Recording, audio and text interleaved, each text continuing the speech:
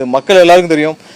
கேப்டனை நேசிக்கிறவர் அனைவருக்கும் தெரியும். இந்த கூட்டணியை அவருடைய தொண்டர்களோ அவரை நேசித்த ஒரு நபர் கூட ஏற்றுக்கொள்ள மாட்டார்கள். பிரேமலதா அவர்கள் வந்து இதுக்கு முன்னாடி நிறைய பேசியிருக்காங்க, நிறைய கூட்டங்களில் பேசியிருக்காங்க, நிறைய பிரச்சாரங்களில் பேசியிருக்காங்க. கேப்டன் அவர்கள் எவ்வளவு கஷ்டப்பட்டாருன்னு அவங்க பல பிரச்சாரங்களில் பேசியிருக்காங்க. அவர்கள் பேசினதே தான் சாட்சியா இருக்கு. நம்ம ஒன்றும் புதுசாலாம் சொல்லலை.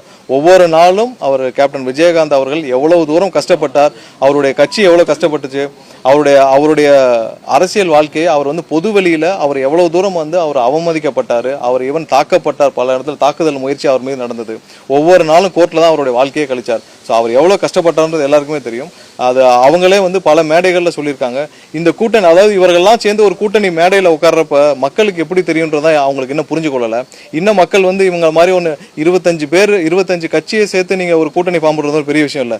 25 பேர் இருந்தாலும் மக்கள் உங்களை ஒரு பொருட்டாவது நம்பணுன்றது தான்.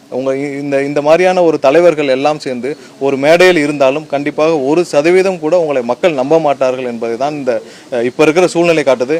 இதுவரை தமிழக வெற்றி கழகம் என்ற கட்சி இல்லை இது கடந்த தேர்தலாம். ஆனால் இப்போ இருக்கும் காரணத்தினால் மக்கள் அனைவருக்கும் மாற்றம் கிடைக்கும் என்ற நம்பிக்கை இருக்கிற காரணத்தினால்தான் இவர்கள் என்ன பண்ணாலும் முன்னாடியெல்லாம் ஏற்றுக்கொள்வார்னு நினைச்சாங்க. ஆனால் இப்போ அந்த சினாரியோவில் கண்டிப்பாக இவர்கள் மக்கள் வந்து ஒரு நாளும் ஏற்றுக்கொள்ள மாட்டாங்க. குடும்பமால் நடத்தப்படும் கட்சிகள் கண்டிப்பாக எந்த தொண்டரிடம் கன்சல்ட் பண்றது கிடையாது. திமுக எந்த தொண்டர்கிட்ட கன்சல்ட் பண்றாங்க, அவங்களுடைய குடும்பத்தில் இருக்கும் அவருடைய மாப்பிள்ளையிடமோ மகனிடமோ கன்சல்ட் பண்ணுவார்கள். அதே மாதிரி தான் வந்து இன்னைக்கு இருக்கிற தேமுதிகவும் அவங்களுக்கு இருந்த சதவீதம், அதாவது கேப்டன் அவர்கள் இருக்கும் வரை 8% இருந்த ஒரு கட்சி வந்து இன்னைக்கு கொஞ்சம் கொஞ்சமாக கரைஞ்சு 1% கீழே 0.5% கீழே போயிருச்சு.